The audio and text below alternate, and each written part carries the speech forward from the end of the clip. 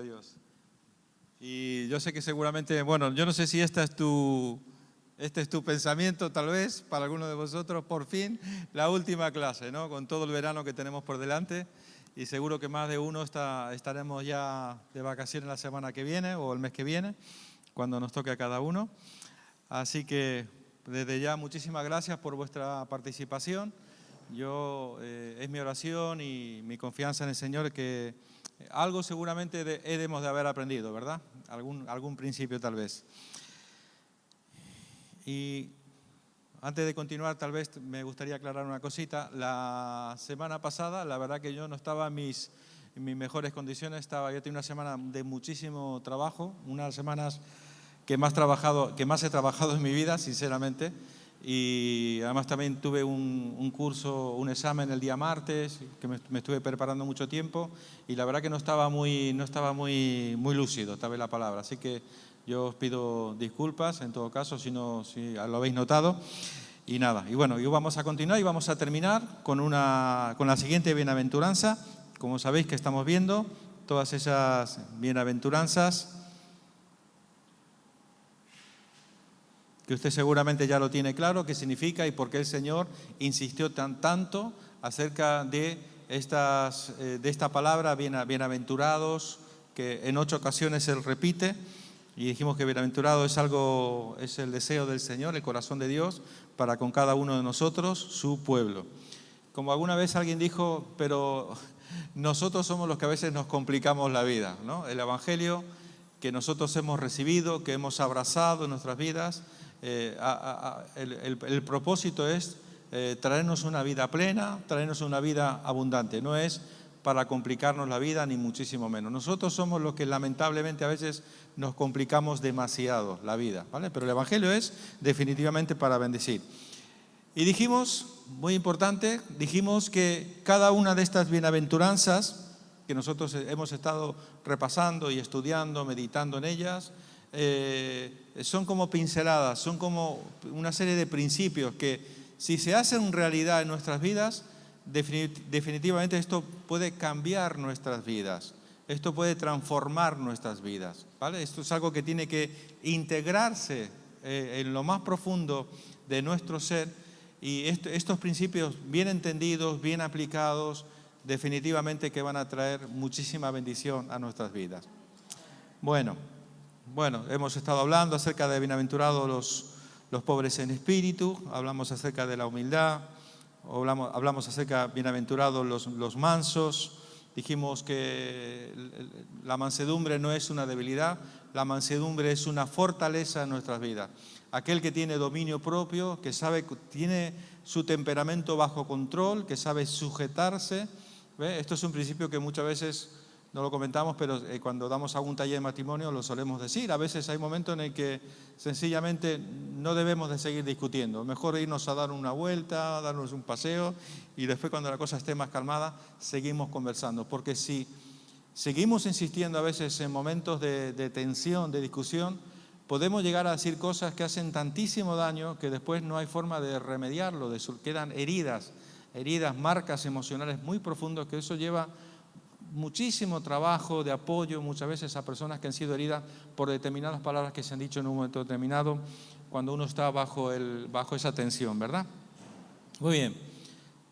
Bienaventurados los mansos, bienaventurados también los que tienen hambre de justicia. Dijimos, Jesús insiste, hemos visto cómo Jesús insiste acerca que buscar la justicia de Dios, buscar el reino de Dios tiene que ser más importante que la comida y la bebida. Mi comida y mi bebida es que haga la voluntad de mi Padre. Entonces, ¿cuál es nuestra prioridad? ¿Lo material o lo espiritual? En nuestra vida, lo espiritual tiene que estar por encima de todas las cosas. Bienaventurados los misericordiosos, hablamos acerca de la misericordia la semana pasada también. Y hoy vamos a entrar en el último tema y vamos a estar compartiendo acerca de bienaventurados los limpios de corazón, porque ellos verán a Dios. Muy bien, cuando nosotros hablamos de esta bienaventuranza, y fijaros, tenemos que intentar coger el concepto, ¿vale? La idea, los principios, en unas pocas palabras, la tremenda enseñanza que Jesús está aquí compartiendo con nosotros. Son palabras que, aunque fueron dichas hace 2000 años, tienen plena vigencia hoy todavía en nuestras vidas. Si nosotros tomamos estos principios, los aplicamos, los vivimos y los desarrollamos en nuestra vida, indudablemente que vamos a ser personas bienaventuradas. Bien, entonces, bienaventurado ya sabemos lo que significa. ¿Alguien se acuerda qué significa bienaventurado? ¿Alguien me lo recuerda? Personas 1000 veces feliz. Es como decir, es una forma indeterminada de de explicar una emoción, la que más deseamos los seres humanos. Si hay algo que todos los seres humanos, y tenemos esa búsqueda en nuestro interior, todo el mundo cada día camina, se mueve, cada día todo lo que hacemos va en torno en buscar sentirnos en paz, sentirnos bien, sentirnos en paz con Dios, en paz con el prójimo, en paz estar bendecidos, como nosotros solemos decir. Pero fijaros, pero ahora vamos a mirar dos palabras. La palabra limpios de corazón. Y luego hay una promesa para estas personas que son limpios de corazón. Hay una promesa. Y la promesa es que estas personas limpios de corazón podrán ver a Dios. Y no es la idea, si estás pensando, bueno, cuando me muera un día voy a ver al Señor, eso significa que me garantiza que voy a entrar al cielo. No, no está hablando de esto. Está hablando del día a día. Quiero que tengamos claro este concepto. Significa que las personas que guardan su corazón cada día pueden ver al Señor, no en el sentido de verlo físicamente, porque ya sabéis que es algo que la Biblia de forma categórica nos dice que nadie podrá ver a Dios y seguir vivo. Eso es la muerte. El día que si nos tocara ver a Dios, eso es morirse en un sentido. No podemos soportar la gloria, la majestad y el poder de nuestro Dios. Pero habla de ver a Dios en una dimensión espiritual. Y yo sé que seguramente usted tiene en su corazón el deseo de ver a Dios. De ver a Dios significa que nuestros ojos espirituales se abran para que podamos contemplar al Señor en su hermosura, en su santidad, en toda su gloria y en toda majestad. Y esto es posible, pero el condicionante es que nuestro corazón tiene que estar limpio. Por eso dice, nos da esta... Y nosotros, claro, no nos podemos quedar solamente con esta primera parte nada más. Perdona, voy a tomar un poquito de agua. Uy.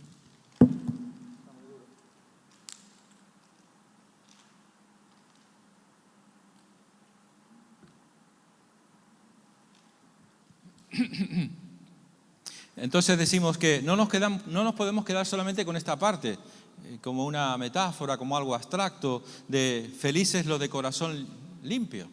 No.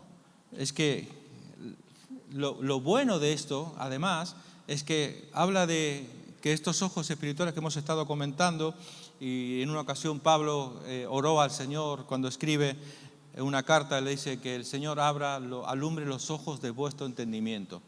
Pablo, uno de los propósitos que tenía es que las personas pudieran ver al Señor, que pudieran ver el mundo espiritual, que no se ve, pero que está allí, ¿vale? Ok, pero ahora vamos a hacer algo, vamos a aplicar un principio que se llama de la antítesis, ¿vale? Porque hasta ahora estamos hablando de la parte positiva. Bienaventurados los de limpios corazón, porque ellos verán a Dios. Pero, ¿qué pasaría? Y ahora quisiera que trabajemos un poquito esta idea. Pero ¿qué pasaría si ocurre todo lo contrario? ¿Qué le ocurre a una persona que tiene un corazón no limpio o un corazón sucio? ¿Qué le ocurriría? ¿Cuál sería la antítesis de esta idea? Que no podrá ver a Dios, no puede ver a Dios. Es imprescindible en este sentido poder tener un corazón limpio para Dios, y de esto es lo que nosotros vamos a trabajar. Por eso a veces, bueno, uno a lo largo de la vida cristiana o como ministerio, uno ha visto tantas cosas, ¿verdad? Personas que a veces están como en un callejón sin salida, o se sienten frustrados, o como que su vida espiritual no está funcionando. Y sencillamente esto es el principio. Y nosotros vamos a hablar de un principio que es cómo mantener nuestro corazón limpio para Dios para poder ver al Señor, ¿vale? Yo no sé esto ya es algo personal de cada uno, pero seguramente si yo tuviera el tiempo para conversar con cada uno de vosotros de forma directa y cada uno de vosotros me pudierais contar, o si pasarais aquí en todo caso, ¿cuánto es lo que tú estás viendo de Dios en tu vida cristiana, tu vida como hijo de Dios? Seguramente que la dimensión de visión espiritual puede variar muchísimo. Puede variar muchísimo, unos más, otros menos, pero aquí tenemos este principio extraordinario que nos dice que hasta ahora, lo que hemos dicho en la parte positiva, bienaventurados los de limpio corazón porque ellos verán a Dios. Hasta ahí lo tenemos bastante claro, pero también tenemos que ser conscientes de la consecuencia de no tener claro este principio, aplicarlo, vivirlo en nuestra vida, porque la antítesis es que justamente lo contrario, lo que va a ocasionar es que no podemos ver al Señor. No podemos ver, no podemos entender los principios de Dios. Podemos a veces abrir la Biblia y estar ahí buscando, y a veces podemos ver la letra, podemos ver la escritura en un sentido, como información, como texto, como palabra, pero no se está revelando, pero no está ocurriendo lo que tiene que ocurrir, que es que nuestros ojos espirituales se abran para que podamos entender y conocer el plan de Dios maravilloso para nuestras vidas. La Biblia en este sentido nos insiste acerca de la importancia de estar en orden delante de Dios. Hay un pasaje, hay muchos textos que podíamos tomar. Yo voy a tomar otra vez algunos que no son habituales para romper un poco el esquema, pero nos dice: seguir la paz con todos y la santidad, sin la cual nadie verá al Señor. Cuando hablamos de corazón limpio, ¿de qué estamos hablando? Estamos hablando de santidad, en definitiva. Santidad sin la cual nadie verá al Señor, ¿verdad? Entonces, por tanto, es un principio imprescindible, ineludible, que nosotros tenemos que tener claro. Si nosotros queremos ver, al contemplar al Señor, poder ver claramente el mundo espiritual, necesitamos tener claro este principio. Y fijaros, nos podemos hacer varias preguntas. ¿Y por qué Jesús habla de corazón? ¿Por qué? Podía haber hablado de otra forma, ¿verdad? Pero sin embargo, nosotros tenemos que ir a la Escritura y vemos que hay un insistente, digamos, mandamiento, también podemos decir, donde habla acerca de guardar nuestro corazón. Y este pasaje es archiconocido por la Iglesia del Señor. Sobre toda cosa guardada, guarda tu corazón, porque de él mana la vida. Claro, aquí me toca aclarar una cosita importante, muy importante. El concepto corazón en el mundo occidental no es lo mismo que el concepto corazón en el concepto hebreo.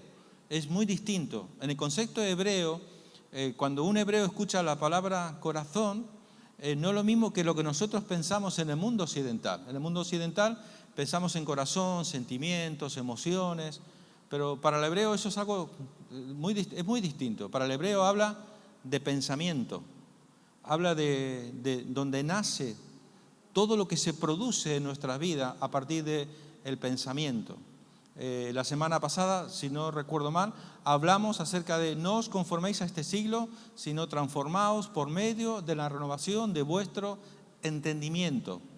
Dijimos, no permitas que el mundo te diga cómo tienes que vivir, cómo tienes que pensar, cómo tienes que entender la vida. No lo permitas, no dejes que el mundo te amolde.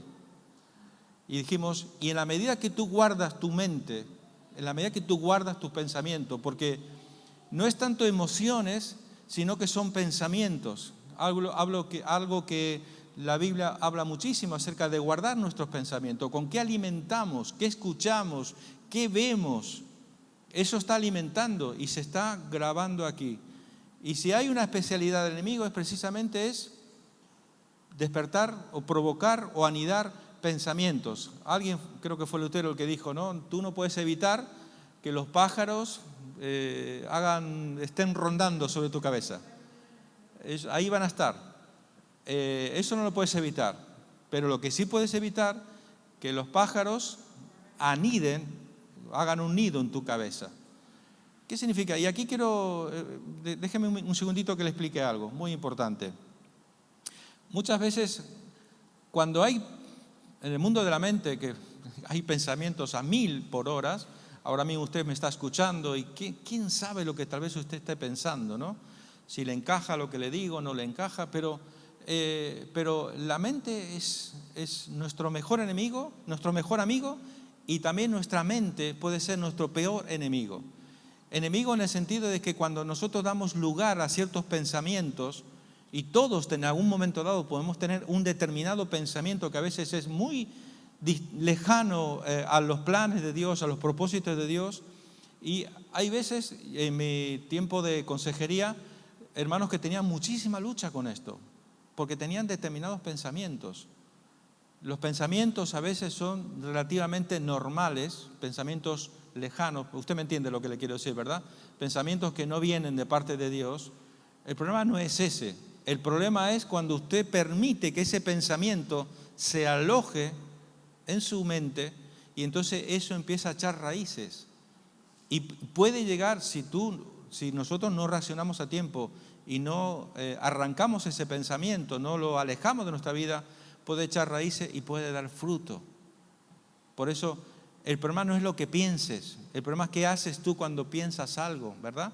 Entonces, yo lo que suelo decir es que no podemos sentirnos mal en un momento determinado por algo que pensamos o que sentimos, siempre y cuando tengamos la correcta reacción para quitarlo o arrancarlo de nuestra vida. Entonces, esa es la especialidad del enemigo. A través de dardos de fuego que dice la Biblia, que él arroja a nuestra mente.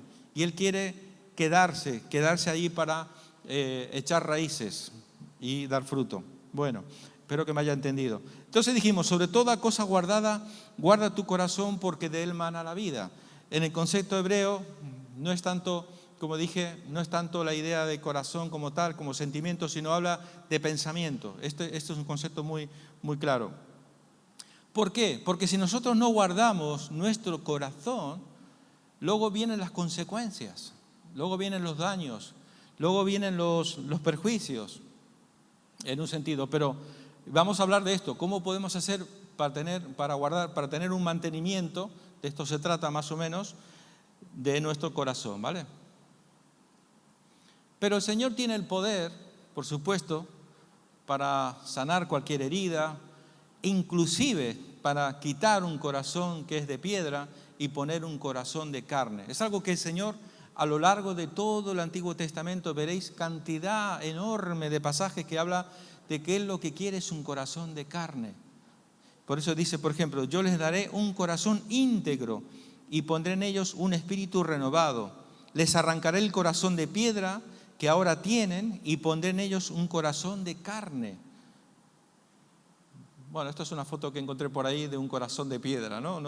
No tenía otra forma de poder explicaros lo terrible que es tener un corazón de piedra. Corazón de piedra significa un corazón, es algo que no tiene vida, que está muerto, que está sólido, que está insensible, indiferente, está muerto en un sentido.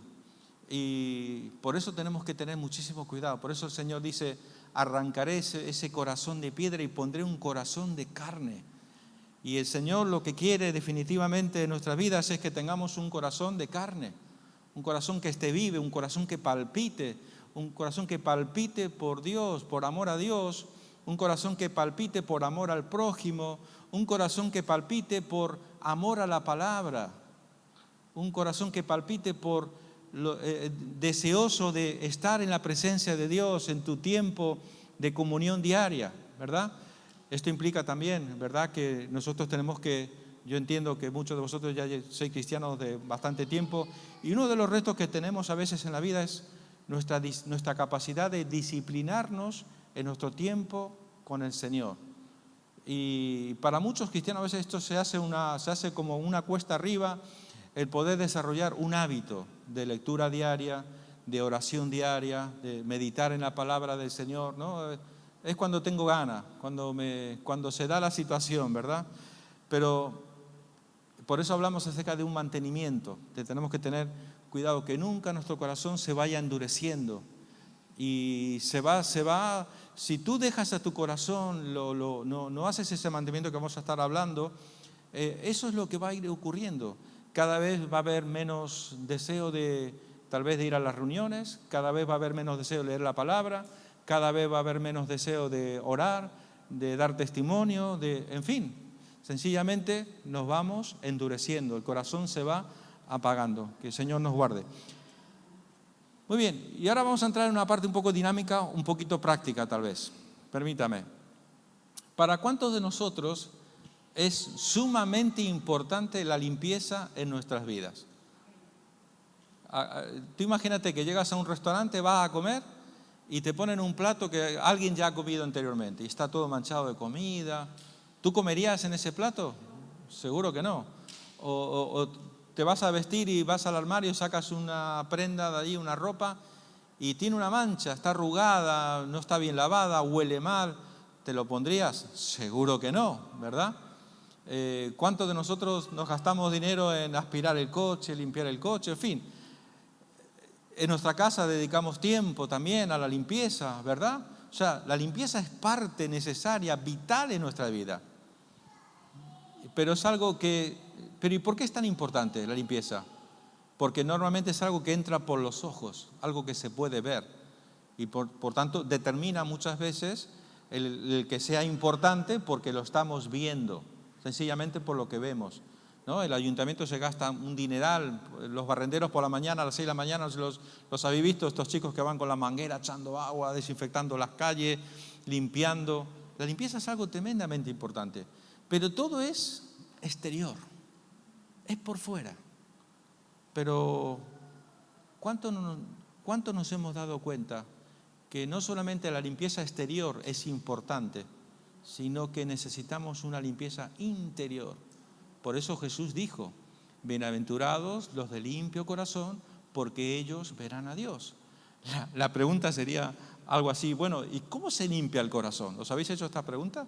¿Se puede limpiar el corazón? ¿Hay algún detergente, algún mistol de estos, un cepillo? ¿Cómo lavamos nuestro corazón, verdad? Mirad, ¿se puede limpiar un corazón? Claro que sí. Y hoy yo voy a compartir con vosotros en una primera parte, tal vez no, pero bueno, vamos a estar hablando de alguien que nos va a enseñar con su vida, con sus hechos, cómo él en momentos determinados tuvo un corazón bastante de piedra, sucio y no sé cuántas cosas, pero él supo mantener un corazón limpio para Dios. Fijaros, y una de las oraciones que este personaje bíblico nos dejó es el Salmo 51, versículo 10. Crea en mí, oh Dios, un corazón limpio y renueva un espíritu recto dentro de mí. Bueno, hay mucho que podemos aprender, veremos algún pasaje que otro, hay mucho que podemos aprender del Salmo 51, pero sobre todo yo creo que el Salmo 51, si hay algo en lo que podemos aprender es cómo podemos mantener nuestro corazón limpio. Y estamos hablando ni más ni menos que David, un hombre conforme el corazón de Dios. En el Nuevo Testamento, Hechos 13, 22, lo veremos en un momento, hay un registro que a mí me impacta tanto, cómo la Biblia lo recuerda como un hombre que fue conforme al corazón de Dios. Pero todos sabemos, ¿verdad?, que David no fue ningún santito, ningún santo, ¿verdad? David la lió y bastante gorda varias veces, en varios momentos. Y el mejor testimonio que nos ha dejado David es precisamente el Salmo 51. Salmo 51, que como bien sabéis, no se escribió inmediatamente después de haber cometido terribles errores. David se tomó más de un año en escribir el Salmo 51 y en hacer una reflexión y pedir al Señor que le limpie el corazón. Como digo, estamos hablando de un personaje del que vamos a aprender tanto, que podemos aprender. Yo cada día aprendo de la historia, de la vida de este personaje. Un muchachito que supo ganar el corazón de Dios, que impactó el corazón de Dios y que se ganó el título de los títulos. Un hombre, un varón conforme al corazón de Dios. Y ese pasaje en el que vamos a intentar meditar. No sé qué pasó aquí, se me desapareció la imagen. Bueno, aquí está. Muy bien, fijaros, primer libro de Samuel, recuerde siempre, por favor, le insisto, como maestro de la palabra, no diga Primera de Samuel, ¿vale? Le voy a mirar serio cuando usted diga, no es una carta, no es una epístola, es un libro. O sea que es primer libro de Samuel, ¿verdad? Dice, y Jehová respondió a Samuel, no mires a su parecer ni a lo grande de su estatura, porque yo lo desecho, porque Jehová no mira lo que mira el hombre, pues el hombre mira lo que está delante de sus ojos, pero Jehová mira, ¿qué mira el Señor? El corazón. ¿Qué significa entonces esto? De todo lo que es nuestra vida, lo voy a personalizar, de todo lo que es tu vida, ¿sabes lo más importante para el Señor? Tu corazón. ¿Y qué significa esto? Que podemos hacer muchas cosas, puede ser nuestra vida aparentemente muy activa, inclusive en la obra de Dios, y no estoy hablando con directa, simplemente lo comparto, ¿vale? Que tengamos cuidado con esto. Y cuando decimos que Dios mira el corazón, ¿qué significa? Que para el Señor lo más importante es nuestra intención, nuestra actitud. ¿Por qué tú haces lo que haces? Tú imagínate ahora mismo, tú has tenido que, hoy has trabajado, seguramente como la gran mayoría de nosotros, y has tenido que tomar un tiempo, decir, oye, o me quedo en casa y veo Antena 3 o me voy a la iglesia. Y algunos hemos decidido venir a la iglesia. Hoy está el último curso, vamos a ir a aprender la palabra. Pero puede ser, no sé, hablo hipotéticamente, ¿verdad? Ojalá que en ningún caso pueda aplicar a nuestras vidas. Pero imagínate que por algún momento se nos ha pasado por la mente decir, voy a ir porque, ¿qué dirán si no voy? Qué mal testimonio si no voy hoy a la iglesia. Qué mal, qué feo que quedaría, ¿verdad? ¿Para qué estamos viniendo? ¿Para el Señor o para los hombres? Por eso, fijaros, a mí ¿está aquí? Ahí está.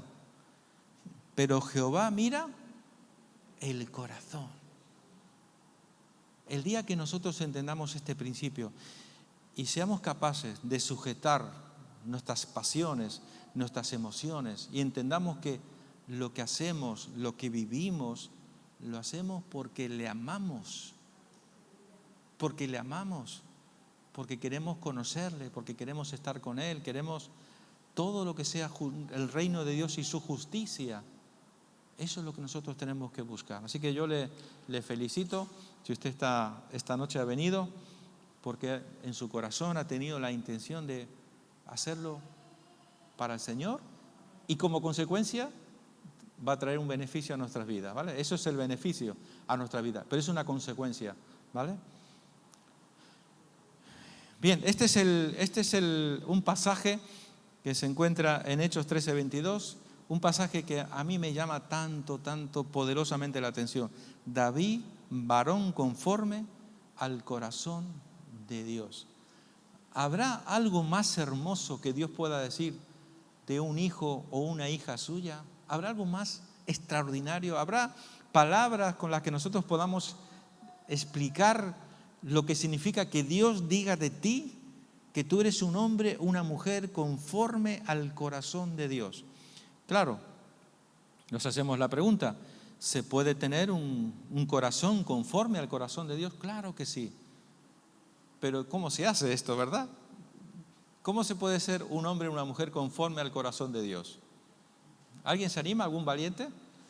¿Cómo haríamos para ser un hombre o una mujer conforme al corazón de Dios? ¿Alguien se anima a darme una...? Estamos en familia, estamos entre amigos, no pasa nada. Pero tenéis que decirme algo, cosas concretas, no me digáis cosas abstractas. Dime. ¿Puedes hablar más fuerte? Sí, pero hablamos de ejemplos.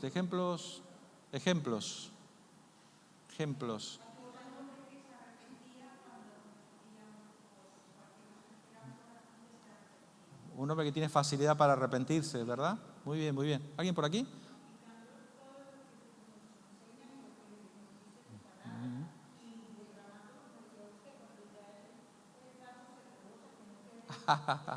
Qué bueno, qué bueno. Gracias, hermana. Lo del vaso, ¿os acordáis de lo del vaso, verdad? Se llena por dentro y se desborda por fuera. Lleno por dentro, lleno por fuera. Muy bien, muy bien. Perfecto. Bueno, Yo le voy a dar una idea, ¿vale? No sé si es exacto 100%, pero de esto se trata, de ser un hombre o una mujer conforme al corazón de Dios. ¿Y qué le parece esta idea? Amar lo que Dios ama. Amar lo que Dios ama. Bueno, y, por supuesto, aborrecer lo que Dios aborrece, ¿verdad? Y claro, ¿cómo puedo argumentar esto? Entonces, la verdad que podía poner muchos textos en este sentido, pero voy a poner uno, tal vez uno que es un pasaje que yo cada vez que lo leo se me hace un nudo en la garganta, no sé, a mí me cuesta. Proverbios 6, 17, 19. 6 cosas aborrece Jehová y aún 7 abomina su alma. Dice, fijaros lo que al Señor no le agrada. Y ahí, en este principio, en esta idea, en este pasaje, fijaros, siempre podemos aplicar lo que sería el antónimo, sería algo así, ¿verdad? Lo contrario. Los ojos que se enaltecen, la lengua que miente, las manos que derraman sangre inocente, el corazón que hace planes perversos, los pies que corren a hacer lo malo, el falso testigo que esparce mentiras y el que siembra discordia entre hermanos. Esto es algo que abomina, aborrece el Señor, no le gusta. Bueno, y vamos a pasar página enseguida, pues estáis poniendo muy serios, ¿eh? Dice, vale, y entonces la pregunta sería inmediatamente, bueno, ¿y de dónde salen todas estas cosas, no? Surge esta pregunta, a mí me surge esta pregunta. Bueno, ¿y de dónde surgen todas estas cosas tan horribles que el Señor aborrece y que le son abominación al Señor? Mirad, el mismo Jesús se encargó de explicarnos de dónde vienen todas estas cosas. Marcos 7, 21, 23 nos dice, porque de dentro del corazón de los hombres salen los malos pensamientos, los adulterios, las fornicaciones, los homicidios, los hurtos, las avaricias, las maldades, el engaño, la lascivia, la envidia, la maledicencia, la soberbia, la insensatez. Todas estas maldades de dentro salen y contaminan al hombre. O sea, no es tanto algo que viene de fuera, ¿os fijáis? Jesús dice que salen de aquí, de dentro del corazón. O sea, que en un sentido, por naturaleza, todos potencialmente podemos liberar este tipo de mal, en un sentido. Por eso hablábamos, insistíamos, que es tan importante cada día llenarnos del Señor, cada día estar desbordantes del Señor. Es la única manera, llenándonos cada día del Señor, entonces vamos a poder de alguna forma, sí. Yo me acuerdo de un ejemplo que no sé si el pastor lo habrá usado alguna vez, pero en el seminario bíblico antiguamente lo usaban bastante. Me acuerdo que fue una de las primeras cosas que yo aprendí. Y el pastor Enrique Montenero siempre, o fue Alejandro, no sé si fue Alejandro Abraham, que decía, y él ponía el ejemplo, a ver, la lucha entre la carne y el espíritu, ¿no? Y él decía, vamos a ver, imagínense que tenemos dos perros, un perro blanco y un perro negro. El perro blanco es el bueno y el perro negro es el malo. Y yo los voy a enfrentar para que tengan una lucha, una pelea, a muerte. Y entonces cojo y al perro blanco lo alimento, le doy comida, le doy de todo. Y al perro negro no le doy comida ni le doy nada. Lo dejo que se debilite. Y llega el momento del día donde los voy a enfrentar. ¿Cuál de los dos va a ser el vencedor? El perro blanco. ¿Por qué? Porque estaba más alimentado.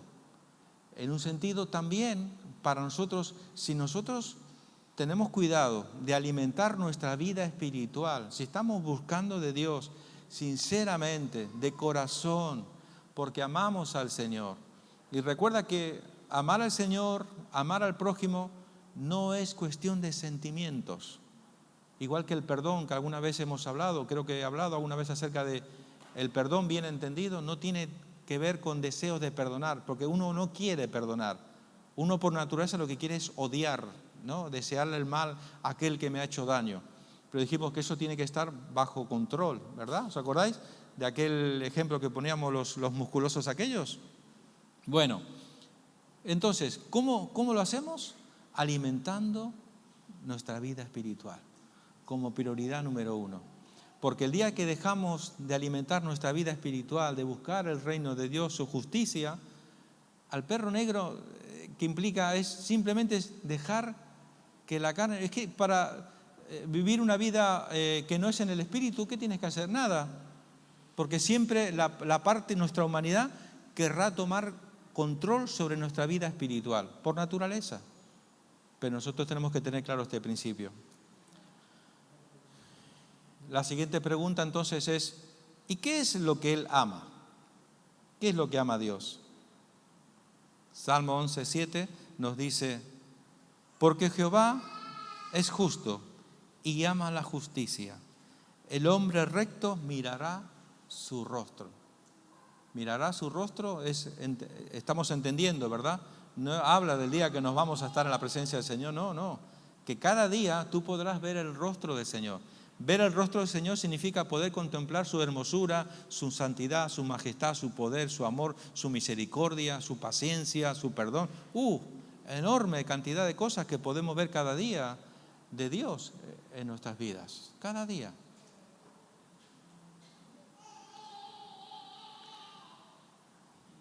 Dios tiene el poder, fijaros, 2 Corintios 5:17 también nos dice, si alguno está en Cristo, nueva criatura es. Las cosas viejas pasaron, he aquí, todas son hechas nuevas. Esto es el momento en el que uno llega a los pies de Cristo. Cuando nosotros llegamos a los pies de Cristo, llegamos con un corazón hecho polvo, hecho pedazos, con heridas, con cicatrices, Y Dios no hace una chapuza. Dios lo que hace es que nos da un nuevo corazón. Y lo que nosotros tenemos que hacer es, a partir de ese momento entendiendo que Dios nos da un nuevo corazón, tenemos que cuidar, guardar nuestro corazón cada día de nuestra vida. Fijaros, ¿sabéis? Otro beneficio de tener un corazón para Dios, un corazón limpio para Dios, un corazón sano. También nos dice Lucas 8:15, mas la que cayó en buena tierra, estos son los que con corazón bueno y recto retienen la palabra oída y dan fruto con perseverancia. Fijaros, ¿por qué es importante tener un corazón sano, un corazón limpio, un corazón para Dios? Porque esto implica que a la hora de dar fruto, tenemos una cosecha garantizada. Significa que cuando Dios siembra su palabra en nuestro corazón, esa palabra va a dar fruto que permanece, fruto a 100%. ¿Y qué es lo contrario? Lo contrario es que cuando nuestro corazón no es esa tierra que el Señor quiere que sean, porque cuando Jesús enseñó acerca de la parábola del sembrador, dijo que el corazón bueno es el que da fruto, el corazón que es conforme al corazón de Dios, el corazón que ama la justicia, el corazón que busca a Dios, ese es el que va a dar fruto. Porque pregúntese por un momento, ¿por qué a veces nos cuesta tanto recibir la palabra de Dios? Porque a veces tenemos tantas luchas, en un sentido. Yo, como digo, puedo llegar a entender que seguramente muchos de los que estamos aquí, ahora mismo estamos escuchando, me estáis escuchando, y es probable que una parte de nuestro cerebro, nuestros pensamientos, sea una tormenta de pensamientos, de cosas que nos intentan distraer, intentan desviar nuestra atención para que usted en este momento no reciba la palabra de Dios. Por eso es importante tener un corazón conforme al corazón, ser un hombre y una mujer conforme al corazón de Dios y ser ese corazón limpio que el Señor quiere que seamos, para que entonces la palabra, cuando es ministrada, la recibimos en nuestra vida, esa palabra pueda traer gozo, pueda traer paz, pueda traer alegría, pueda traer crecimiento, madurez, discernimiento, en fin, tantos beneficios y sobre todo fruto. Fruto, como dijimos, que esa palabra va a traer fruto, un fruto que se va a ver en nuestras vidas. Y ese fruto, a veces no penséis que es hacer grandes cosas. No, ese fruto se manifiesta inmediatamente en la vida de un hijo de Dios, de una hija de Dios, en una conversación de 5 minutos, tú puedes saber, y no tengáis miedo de hablar conmigo, no pasa nada, lo digo esto desde la experiencia y la madurez. El pastor también es perfectamente, cualquiera de vosotros que tengáis suficiente madurez, coincidiréis conmigo. En una conversación de 3, 5 minutos con una persona, tú sabes dónde tiene el corazón esa persona, cuáles son las prioridades, qué es lo que está buscando, qué es lo más importante en su vida. Y a veces en una conversación uno se puede dar cuenta cuáles son las prioridades que tiene una persona. Y claramente tú dices, bueno, todavía le falta un poquito, ¿verdad? Pero todo esto se puede conquistar, se puede conseguir, si entendemos la importancia de tener un corazón conforme al corazón de Dios. Mas la que cayó en buena tierra, estos son los que con corazón bueno y recto retienen la palabra oída y dan fruto con perseverancia, ¿vale? Entonces, estamos hablando acerca de la importancia de tener un corazón conforme al corazón de Dios, alineado, amar lo que Dios ama, aborrecer lo que Dios aborrece, y esto implica amar la justicia, amar la verdad por encima de todas las cosas. Mi vida pasa cuando yo amo lo que Dios ama, y evidentemente esto implica amar la palabra, y amar la palabra no es solamente adquirir una información, un conocimiento, sino que es dejarla que la palabra guíe nuestras vidas. Y si la palabra dice que tengo que amar, amo. Si tengo que perdonar, perdono. Si tengo lo que tenga que hacer, ¿verdad? Muy bien. Y para esta última parte de la clase, yo voy a tomar un pasaje, ¿os acordáis que dije? Vamos a tomar un ejemplo de alguien que nos ha dejado un testimonio extraordinario de su vida, que aún después de muchos años, aún en el Nuevo Testamento inclusive se lo recuerda como un hombre conforme al corazón de Dios. Y vamos a meternos por un momento en un pasaje que vamos a desmontar y vamos a intentar sacar algunos principios prácticos para nuestras vidas, ¿vale? Mi intención es, como siempre insisto, no es que usted simplemente reciba una cierta información, sino que pueda llevarse algo práctico. Práctico significa que usted lo pueda practicar, que usted lo pueda vivir en su vida diaria. Entonces, nuestro pasaje lema del que vamos a sacar un estudio se encuentra en Hechos 13:22, que es un pasaje en el Nuevo Testamento donde la memoria de David se honra la memoria de David como un hombre que era conforme al corazón de Dios. Que hemos dicho, ahora creo que está el pasaje, lo vamos a ver enseguida, de lo que significa conforme. Un hombre conforme, bueno, el pasaje entero dice, un hombre conforme a mi corazón realizará todo lo que yo quiero. Fijaros cómo está alineado un hombre conforme al corazón de Dios. Es un hombre, es una mujer que hace aquello que el Señor quiere que haga, sencillamente. Y por esto podemos llamarle, es un equivalente a obediencia, en definitiva. Conforme, igual, proporcionado, con acorde, con otro, en un mismo dictamen, según la Real Academia Española. David era un hombre cuya vida fue conforme a la voluntad, no sé si está bien, o el pensamiento, yo creo que sería y el pensamiento de Dios, que ahí me equivoqué, lo tenía que haber puesto de otra forma. David estaba alineado perfectamente a la voluntad y al pensamiento de Dios. Para él era una prioridad. Aunque hemos dicho también, muy importante, lo bueno de tomar el ejemplo de David es que David no fue un hombre perfecto 100%. David tuvo sus errores, muy graves, por cierto, pero siempre fue restaurado por el Señor. Él supo humillarse, acercarse al Señor para ser restaurado por el Señor. Y de esto se trata. Esto no es que me equivoco y Dios ya no cuenta conmigo, ya no sirvo para nada. No, lo normal es que nos equivoquemos y Dios nos restaura.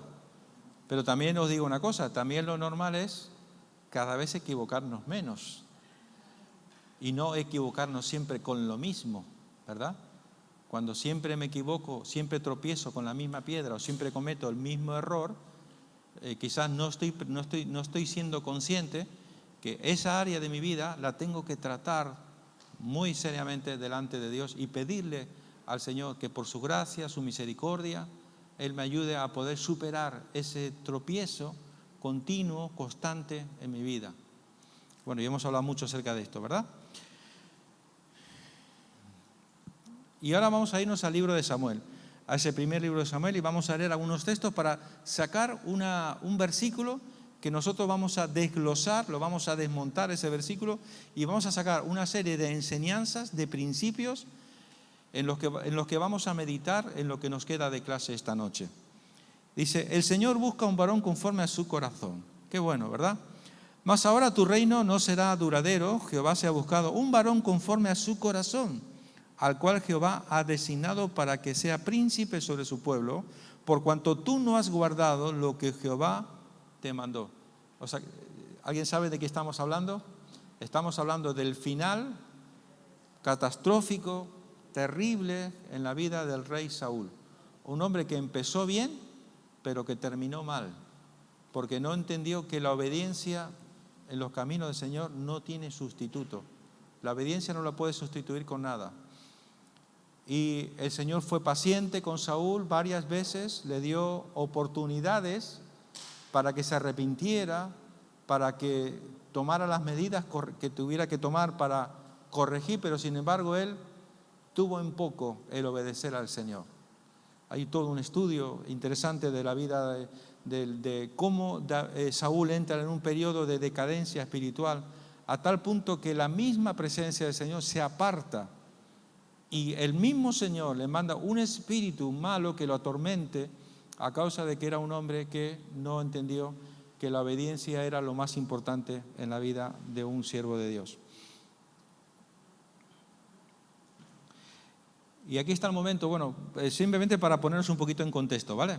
En primer libro de Samuel, 16, 13, 14, también nos dice, Isaí mandó a buscarlo y se lo trajeron. Era buen mozo, trigueño y de buena presencia. El Señor le dijo a Samuel, este es, levántate y úngelo. Samuel tomó el cuerno de aceite y ungió al joven en presencia de sus hermanos. Entonces el Espíritu del Señor vino con poder sobre David y desde ese día estuvo con él. Luego Samuel regresó a Ramá. Este es el momento en que hay aquí hay tres personajes. Está Saúl por una parte, que está en una decadencia espiritual, muerte espiritual, no entendió la importancia de la obediencia, pero hay un segundo personaje, que es el profeta Samuel. Será muy largo entrar en detalles, pero lo cierto es que Samuel todavía no había aprendido la importancia de que Dios no mira lo que miran los hombres, porque los hombres miran lo que está delante de sus ojos, pero sin embargo el Señor mira el corazón. Y Dios hacía muchísimo tiempo que había puesto sus ojos, sobre un jovencito que estaba solo en el campo, en el monte, pastoreando ovejas. Y en medio de su soledad, además de que pastoreaba con pericia, porque se peleaba con los leones, con los osos para defender a sus ovejas, era un buen pastor, pero además tenía una cualidad o un don, que era el adorar a Dios. Y en esos tiempos de soledad, David compuso salmos, canciones, y también construyó una serie de instrumentos para adorar a Dios. Nadie lo veía, nadie lo aplaudía. Estaba solo. Los únicos que disfrutaban de su talento, de su don, ¿sabéis quiénes eran? Sus ovejitas. Pero Dios estaba allí con él. Por eso hablamos acerca de la diferencia entre cuando tú haces las cosas para que te vean, para que te aplaudan, que te reconozcan, o cuando tú haces lo que haces para Dios. Y cuando tú haces las cosas para Dios, te es indiferente que te aplaudan, que te reconozcan, que te den la enhorabuena y todo ese tipo de cosas que son a veces necesidades humanas, pero que nunca podrán satisfacer, tanto como cuando Dios se agrada en que la actitud que tienes en lo que haces es porque le amas, porque le quieres servir, porque quieres buscar su rostro, su presencia. Bueno, qué hermoso, ¿verdad? Meditar en todo ello. Bueno, y ahora vamos a entrar en un pasaje, primer libro de Samuel, 16-19, David un joven conforme al corazón de Dios. Y de aquí vamos a sacar unas ideas que vamos a trabajar en un momento, ¿vale? Y dice, uno de los cortesanos sugirió, conozco a un muchacho que sabe tocar el arpa, es valiente, hábil guerrero, sabe expresarse, es de buena presencia, además Además, como si fuera poco, además, el Señor está con él. Bueno, aquí tenemos estas siete principios. Alguien que está hablando que había oído de un muchacho llamado David. Y lo cierto es que estaban buscando una solución a un problema. ¿El problema cuál era? Que había un espíritu malo que atormentaba a Saúl y se angustiaba. No cabe duda que lo que estaba ocurriendo con Saúl es que tenía remordimientos de conciencia. Sabía que ya él había perdido la presencia de Dios. No hay nada más terrible en la vida de una persona que pierde la presencia de Dios. Por ello, si hay algo que tenemos que cuidar con todas nuestras fuerzas, con toda nuestra pasión, es nunca perder la presencia de Dios. ¿Sabéis? Uno puede perder la presencia de Dios, claro. Fijaros que el que normalmente nos da un toque de atención en nuestra vida cuando no estamos haciendo bien las cosas es el Espíritu Santo. Y Él te dice, no sigas por ese camino, te vas a estrellar. Y si tú persistes, el Espíritu Santo te vuelve a hablar nuevamente y pone en ti te quita la paz, te quita el gozo, tú sabes que las cosas no están bien, porque no te habla tal vez en voz audible, pero pone en nosotros un sentimiento de ansiedad, de angustia, de malestar. Nuestra conciencia nos acusa. El enemigo también aprovecha eso, por supuesto. Y si tú sigues perseverando, al final sencillamente no es que la pierdes, sino que se apaga la presencia de Dios en nuestras vidas. Hasta que recapacitamos, retomamos el camino, nos arrepentimos, volvemos a buscar al Señor, le pedimos perdón y Él nos restaura. Gloria a Dios, ¿vale? Bueno, fijaros, entonces, este rey Saúl había perdido la presencia del Señor y encima tenía un espíritu que lo atormentaba. Los consejeros del rey Saúl es cuando le dan ese consejo. Conocemos a un muchacho que sabe tocar el arpa, que puede venir a ayudarte. Y sabéis la historia, ¿verdad? La historia es que finalmente David viene, todo estaba preparado por el Señor. David viene y cuando él tocaba y alababa al Señor, adoraba al Señor, dice que Saúl tenía paz. Qué hermoso, ¿eh? Qué tremendo. Bueno, vamos a ir, fijaros, siete ideas que vamos a trabajar. Voy a intentar que trabajemos juntos estas 7 ideas, ¿vale? Vamos a ir con la primera. Conozco a un muchacho. ¿De qué nos habla esto? Conozco a un muchacho significa el testimonio de David había llegado al conocimiento de los cortesanos, los que daban consejos al rey. Habla del testimonio, el testimonio que llega a los demás de lo que era la vida de David. El testimonio de lo que es nuestra vida a oídos de los demás. ¿Sabéis? El testimonio de nuestra vida no se valida, no es válido por lo que nosotros decimos que somos. El testimonio nuestro es validado por aquellos que hablan de nosotros, de lo que es nuestra vida. ¿Se entiende la idea? No es lo que tú digas que tú eres, es lo que los demás dicen que tú eres. Por eso, el que mejor puede hablar de ti, ¿quiénes son? Tu familia. Si yo quiero saber quién eres tú, le tengo que preguntar a tu esposo, ¿cómo es esta persona? Si le pregunto a tus hijos, va a decir con pelos y señales cómo tú eres, cuando te enfadas, cuando te enojas, cómo tú eres en tu vida diaria. ¿Cuál es tu vida diaria? ¿Cuáles son tus palabras? ¿Cuáles son tus actitudes, tu comportamiento? ¿Cómo es tu vida de búsqueda del Señor? Ellos son los que mejor saben. Gracias a Dios, el testimonio de David era tremendo. El testimonio de David, aunque estaba solo en el campo con sus ovejas, había llegado de tal forma, yo no sé cómo sería aquello. Si es que alguno que pasaría por allí y escucharía a David tocando su arpa, sus instrumentos y alabando al Señor, adorando a Dios, con sus ovejitas allí. Pero lo cierto es que el testimonio de David, aunque él no se autopromocionó, él no buscó ser conocido, sin embargo, Dios fue el que lo levantó y hizo que su testimonio llegara a conocimiento de estos que eran consejeros del rey.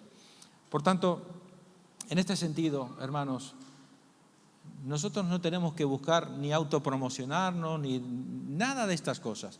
Dios es el que se encarga. Porque recuerda, si tú estás buscando esto, entonces, ¿tu intención para qué es? ¿Para que conozcan al Señor o para que conozcan a Dios? Nosotros lo que queremos es que conozcan a Dios por encima de todas las cosas. Y al único que tienen que ver en nuestra vida siempre es al Señor. Por eso siempre tenemos que tener humildad y sencillez de corazón. Porque no hay peor enemigo en la vida de un cristiano que la altivez, la soberbia, el orgullo, la autosuficiencia, el creer que sabemos más que todos los demás. Por eso dice, hay un consejo, ¿no? Que el que crea saber algo, ¿cómo dice Claudio? Que se me ha olvidado y me estoy poniendo mayor. El que crea saber algo, mire... ¿Cómo? Sí, porque tenemos mayor responsabilidad. Cuanto tú más sabes, está en Santiago, cuando tú más sabes, mayor responsabilidad tienes delante de Dios. Bien. Número 2. Sabe tocar el arpa. No es que solamente sabe tocar el arpa, es que David era un adorador. De esto, en una frase podemos interpretar, porque conocemos toda la vida de David, porque él en su soledad fabricaba sus instrumentos, tocaba sus instrumentos y adoraba a Dios y escribía esos salmos extraordinarios, maravillosos salmos que nos ha dejado este salmista, este adorador. En definitiva, otra característica de un hombre o una mujer conforme al corazón de Dios, indudablemente, no, es que a mí no me gusta la alabanza. Pero yo quiero recordar algo muy importante. Y si hay algo que a mí me ha llamado mucho la atención, es cuando la gente dice, a mí no me gusta esa canción, no me gusta cómo la cantan. Pero, ¿en qué momento hemos dicho que la alabanza es para que te guste a ti? ¡Qué disparate! No te tiene que gustar a ti. Nosotros lo que hacemos, la música que se hace, que se prepara en la iglesia y que nosotros cantamos, nosotros nos guían, nos dirigen, pero el único propósito es que, en todo caso, al que le tiene que gustar es al Señor. ¡Ay, no me gustaron las alabanzas! No, al que le tiene que gustar es al Señor. El día que nosotros entendamos este principio y lo vivamos, lo practiquemos, nuestra actitud a la hora de alabar a Dios va a ser completamente distinta. Ay, es que no siento. ¿Y quién ha dicho que la adoración verdadera no tiene nada que ver con sentimientos ni con emociones? La adoración a Dios implica una actitud y implica una determinación en nuestra vida. Lo hacemos para Dios y punto. A Él es el que le tiene que gustar, ¿verdad? Muy bien. Número 3. Además nos dice también que David, un hombre conforme al corazón de Dios, un hombre que tenía buen testimonio, un hombre que sabía adorar a Dios, que entendía que las alabanzas y las adoraciones y la adoración era para el Señor, además tenía otra característica, es que era valiente.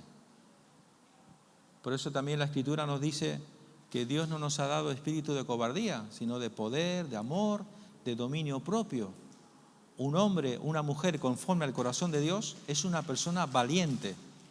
Pues no es una persona cobarde, no es una persona que a la más mínima circunstancia que se presenta en la vida nos venimos abajo y nos desanimamos, no.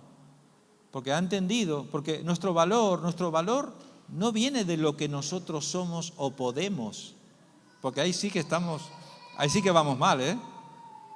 Nuestro valor no es, yo puedo. No. Aquí lo que se trata es saber dónde está nuestra vida. Y nuestra vida está en las manos del Señor. Y si Dios con nosotros, ¿quién contra nosotros? Cuando algo intenta atacar a nuestra vida, no nos están atacando a nosotros. Con el que se tienen que enfrentar es con el Señor. Y el Señor no va a permitir que ocurra nada en nuestra vida que sea fuera de su voluntad. Y si el Señor lo permite, como le dijo el apóstol Pablo, bástate mi gracia, porque mi poder se perfecciona en la debilidad. ¿Sabéis cuándo más grande y poderoso se hace el Señor? Cuando reconocemos que nosotros por nosotros mismos no podemos. No podemos. Y cuando tú te rindes y te humillas a la presencia del Señor, Señor, yo no puedo, no soy, no tengo, no puedo. Esa es mi oración favorita. Señor, nosotros no podemos, no tenemos, no podemos, no somos nada. No somos nada. Él, que pelea por nosotros, nos dice, Él dice que va a estar a nuestro lado, tanto en lo bueno y en lo malo. Por eso dice que la gracia del Señor se perfecciona ¿en qué medida? Porque el Señor nos puede dar, el Señor puede pelear por nosotros para darnos la victoria, y eso sería lo ideal, pero no siempre hay victorias en un sentido, porque hay un principio, que todo lo que a los que aman a Dios, todas las cosas les ayudan para bien. ¿Qué significa esto? Que hay cosas que a veces ocurren en nuestra vida, que el Señor sencillamente las permite, y aunque nosotros a tiempo presente no lo entendemos, aunque no lo entendemos, Dios está, sus pensamientos son más altos que los nuestros, nosotros no podemos llegar a entender la mente de Dios, pero a veces Dios permite. Y en esa permisividad de Dios, ¿qué es lo que hay? Dios está trabajando en nosotros. A veces nos ayuda a crecer en nuestra paciencia, porque a veces una cosa que tenemos es que somos impacientes, pero Dios quiere trabajar en nosotros, traer paz, traer mansedumbre, traer templanza, ayudarnos a saber, esperar y confiar. Y cuando nosotros entramos en desesperación, nos angustiamos, perdemos la paz, perdemos el gozo ante los problemas, ¿qué le estamos diciendo? ¿Qué mensaje le estoy dando al Señor? Le estoy diciendo, Señor, no estoy seguro si me vas a cuidar. Señor, no estoy seguro de que mi vida está en tus manos. Y si estoy en tus manos, estoy seguro, estoy confiado. No, la actitud del cristiano tiene que ser en todo momento tener paz, tener gozo, estar tranquilo, porque Dios tiene cuidado de nosotros. Amén. Bueno, entonces, valiente es esto, es una actitud en nuestra vida. Valiente es cuando Dios te da una palabra, cuando Dios te da un consejo, cuando Dios te dice adelante. Y a veces, cuando Dios nos dice adelante, no tenemos que dudar. Por eso he puesto la imagen de este momento tan especial en toda la historia del pueblo de Israel, cuando David se enfrenta a Goliat. Humanamente hablando, ¿qué posibilidades tenía David de vencer a este gigante? Ninguna. Pero ¿cuál era la diferencia? La diferencia es quién estaba con quién. La diferencia era que Dios estaba con David. Y él le dice, tú vienes a mí con espada, con jabalina, pero yo vengo contra ti en el nombre de Jehová de los ejércitos. Y esta noche, hoy te cortaré la cabeza y los cuerpos comerán tu carne. ¿Qué determinación? ¿Por qué tenía esa determinación David? Porque Dios ya se lo había revelado, le había dicho. ¿Cómo tú te atreves a desafiar a los escuadrones de Jehová, al ejército de Dios? Ningún incircunciso puede hacer esto. Y tuvo un celo tan grande por las cosas de Dios. Por eso yo creo que si hay algo que el Señor respalda muchas veces es cuando somos celosos por aquello que es correcto delante de Dios, defendiendo la justicia y la verdad. Cuando tú tengas que enfrentarte en un momento de la vida donde tengas que defender la justicia y la verdad, no tengas ninguna duda. Defiende la justicia y defiende la verdad por encima de todo. Aunque te tiren del trabajo, aunque te tiren de donde sea, por encima de todo tiene que estar la justicia y la verdad. Y eso es lo que el Señor va a respaldar. Y si el Señor cierra una puerta, abrirá otra, seguramente. Gloria a Dios. Bueno, lo siguiente, número 4, que aprendemos en la vida de un hombre, David, conforme al corazón de Dios. Y estos tips que se dice mucho ahora estos días, estos principios, ojalá que sea como una autorreflexión de cada uno de nosotros. Si en estas áreas, ¿cómo las estamos trabajando cada uno de nosotros? Y lo siguiente que nos dice era que era un hábil guerrero. Porque de aquí, de estas ideas, nosotros tenemos que plantearlo desde el punto de vista espiritual, del punto de vista de guerra espiritual. ¿Cómo funciona? ¿Cómo se mueve el mundo espiritual a nuestro alrededor? Un mundo espiritual que no podemos ver, no podemos tocarlo, pero que están allí y que están intentando de alguna forma buscar nuestra ruina y nuestra desgracia. Y si hay algo que tienes que tener claro es que el enemigo no descansa, 24 horas pensando, maquinando, Pablo lo dice, porque sabemos que el enemigo maquina. No ignoramos las maquinaciones del enemigo para que no tome ventaja contra nosotros. El enemigo está buscando una oportunidad. ¿Cómo hace para tirarnos, para matar nuestra fe, para desanimarnos, para confundirnos, desalentarnos, para tantas cosas? Y basta que le demos una oportunidad para que a veces el enemigo nos haga daño, nos dé un traspié. Pero ahí está la habilidad del guerrero, saber pelear en el mundo espiritual. Y esto implica que sabemos cómo funciona este mundo espiritual. Y solamente doy algunos tics, como solemos decir, ¿verdad?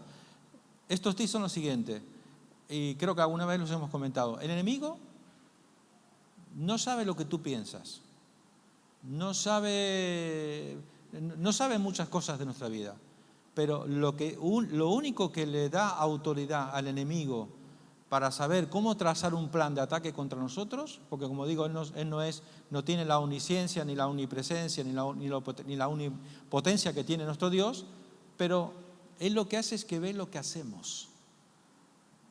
Él ve lo que hacemos. Y dependiendo de lo que hacemos, nosotros le abrimos la puerta o le cerramos la puerta al enemigo. Si él ve que un cristiano está leyendo la Biblia, orando, buscando de Dios, que se cuida, que guarda su corazón, que quiere tener un corazón puro, limpio para Dios, tiene la puerta cerrada. Ahora, si encuentra un cristiano que va a la iglesia, que no ora, que no lee la Biblia, que se la pasa el tiempo mirando por el mundo de internet, de todo lo que son las redes sociales y todas estas cosas, y después dice que no tiene tiempo para orar, para leer la Biblia, para estudiar la palabra, en fin, que tiene tiempo, pero no lo está administrando correctamente. Ese es un candidato.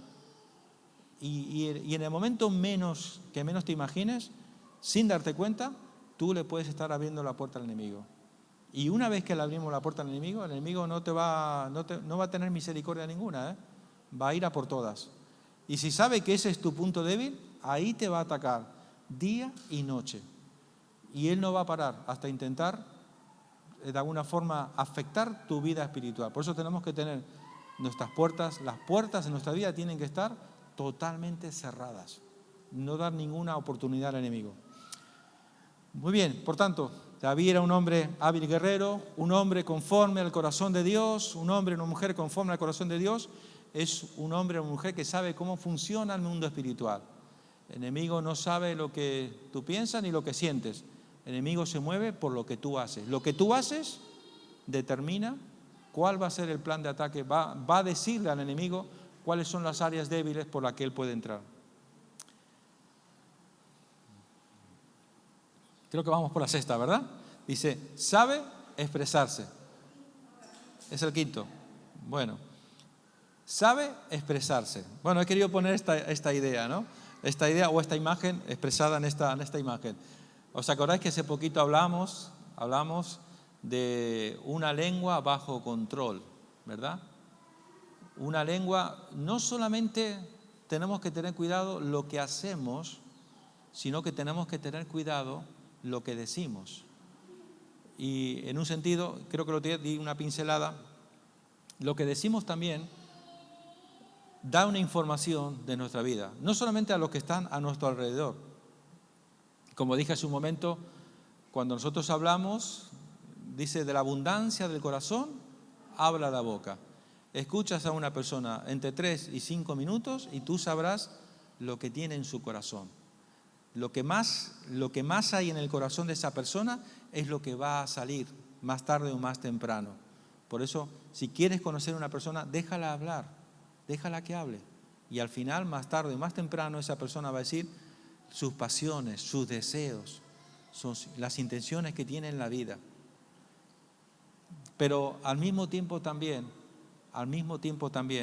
dijimos el otro día, una lengua, por eso decíamos, sabe expresarse, sabe hablar.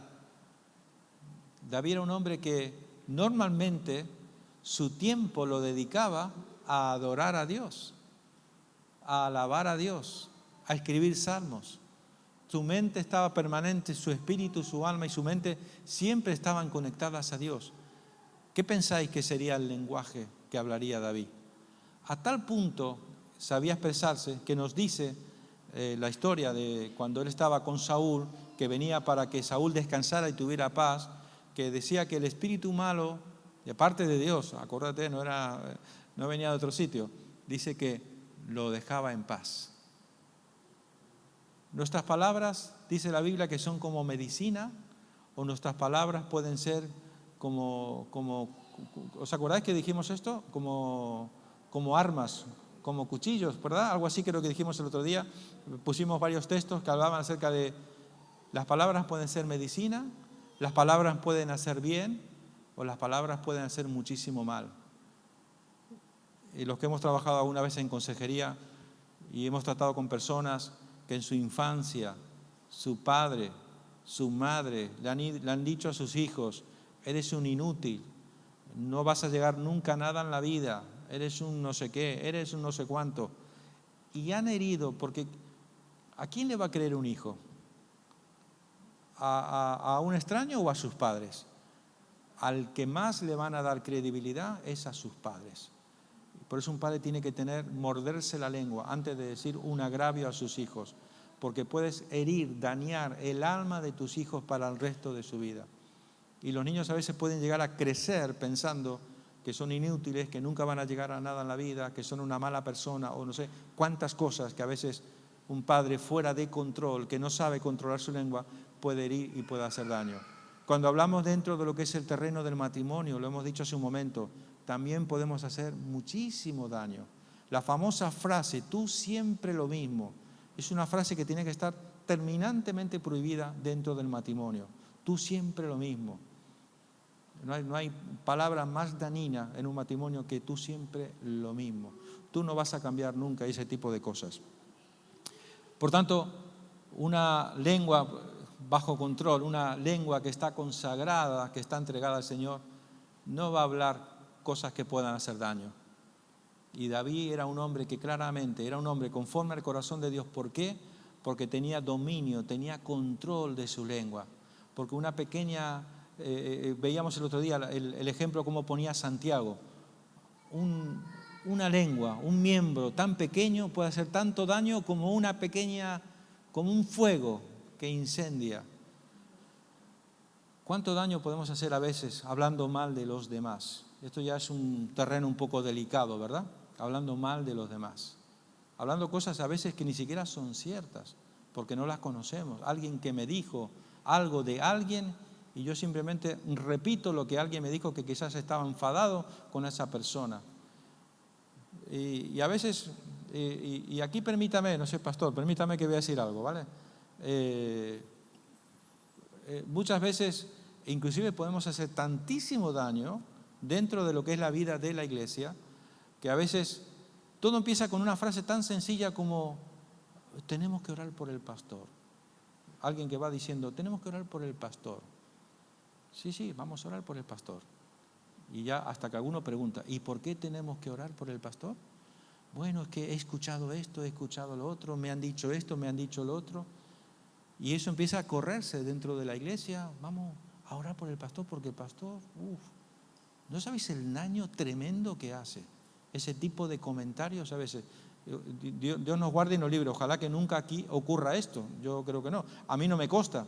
Pero muchas iglesias han sido muchas veces, por no entender este principio, no tener una iglesia donde no hay una idea clara ¿cómo sería? De unidad, de familia, donde tenemos que velar los unos por los otros, por la salud de nuestra iglesia. Y una forma de velar por la salud de nuestra iglesia es no permitir la crítica, la murmuración, no permitir el chisme.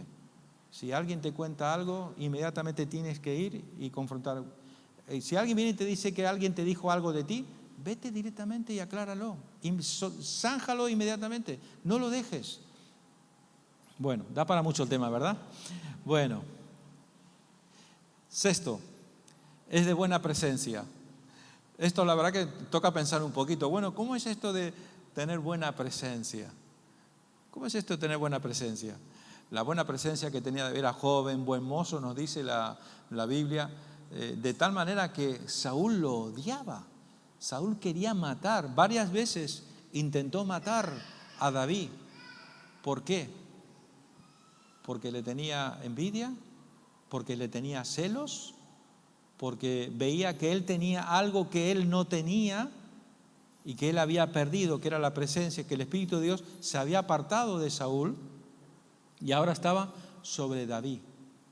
Y era tal el celo, la envidia, la rabia que tenía, porque veía que la gente, inclusive habían cantos, Saúl mató a sus 1000, David mató a sus 10.000, en fin, David se ganó el corazón del pueblo de Dios en aquel tiempo.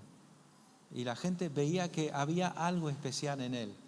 No creo que se refiera solamente a una buena presencia como tal, sino que David reflejaba tener la presencia de Dios. Estaba lleno por dentro y estaba lleno por fuera. Y una persona que no tiene esto no soporta que alguien tenga lo que tú no tienes. No lo soporta. Y va a procurar seguramente hacerle todo el daño posible. Bueno, da para mucho tema, lo vamos a dejar ahí. Y por último, recordar, si tú ese son los consejeros de Saúl que le están hablando de David. Vamos a llamar a David, a este muchacho que tiene todas estas cualidades, estas características. Y la última que citan, después de toda la que hemos visto, además, el Señor está con él. Yo, por preguntar algo, ¿vale? Para que trabajemos un poquito. ¿Qué implica? ¿Cómo podríamos explicar esto de que Dios estaba con él? ¿Alguien me podría definir qué es que Dios esté presente en nuestra vida? O concretamente este caso en particular que estamos comentando, que en la vida de David el Señor estaba con él. ¿Alguien se anima? ¿Algún valiente?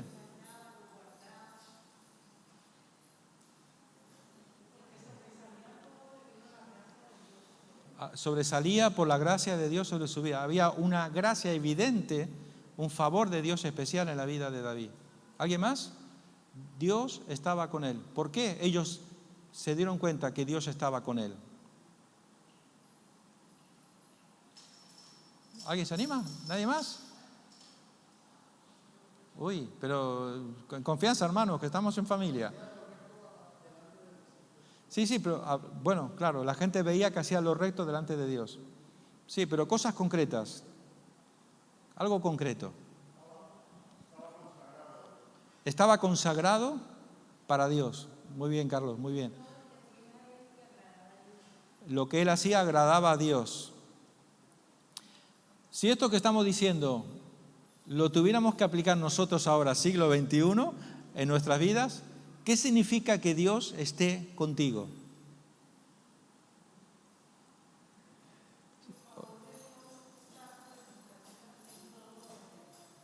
Que el favor de Dios está en todo momento. Pero estamos hablando de que algo que yo podría ver en tu vida y yo puedo decir, Dios está con esta hermana.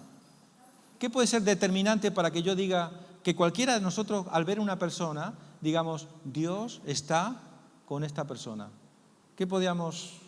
¿Cómo lo podríamos definir? Quiero que penséis. Obediencia al Señor. El fruto.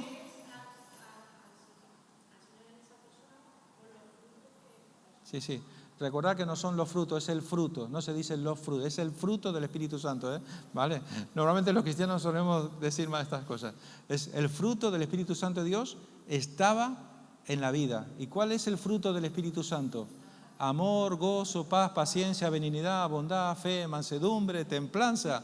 Todo esto reflejaba que la vida de Dios estaba estaba en David, y todo esto, cuando nosotros reflejamos, y ya quisiéramos todos, ese tiene que ser nuestro reto, nuestro desafío, nuestra meta en la vida cristiana, que cualquier persona, cuando tenga un trato contigo, cuando esté con nosotros, pueda ver en nosotros el fruto el fruto del Espíritu Santo y que nosotros haya amor, gozo, paz, paciencia, benignidad, bondad, fe, mansedumbre y templanza. ¿Habrá algo más bonito en esta vida que puedan decir, la presencia de Dios está en esta persona, en este hermano? Esto que lo digan los cristianos entre nosotros es muy hermoso, es muy bonito. Pero ¿sabéis lo maravilloso que es cuando alguien que no tiene al Señor pueda dar testimonio de ti y pueda decir que tú eres un hombre o una mujer que tiene la presencia de Dios? No se puede esconder, no se puede ocultar y no hace falta ni que lo digas. Tus acciones te delatan, tus acciones manifiestan que Dios está contigo, que todo lo que tú haces está respaldado por el Señor, que hay una mano poderosa que te respalda, que te guarda. Donde otros han fracasado, tú has podido. Donde otros se han rendido, tú ahí estás.